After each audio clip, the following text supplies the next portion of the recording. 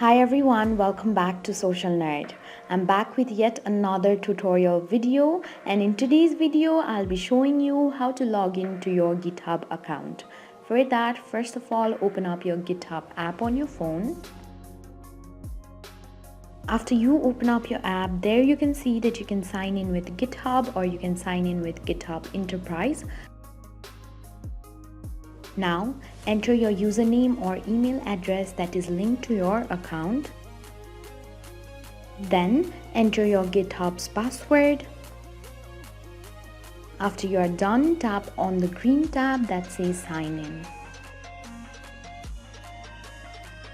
A pop-up message will appear on your screen. Tap on Save if you want to save password. If not, tap on Never. If you want to authorize GitHub Android by GitHub, tap on Authorize GitHub. This way you can log into your GitHub account.